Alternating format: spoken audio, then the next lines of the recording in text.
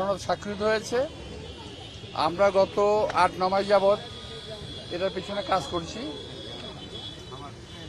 সমস্ত রাজনৈতিক দল মিলে স্বাক্ষর হয়েছে। আমি আশা করি এই সনদের ভালো দিকগুলো জাতি গ্রহণ করবে এবং এই ভালো দিকগুলো নিয়ে আমরা যদি এগিয়ে যাই, আগামীতে বাংলাদেশের গণতন্ত্র আর কখনো ভুলুণ্ঠিত হবে না, বাক স্বাধীনতা হরণ হবে না এবং দেশের মানুষ স্বাধীনভাবে চলতে পারবে, দেশটা উন্নয়নের চরম শিখরে যেতে পারবে, এটা বিশ্বাস করি।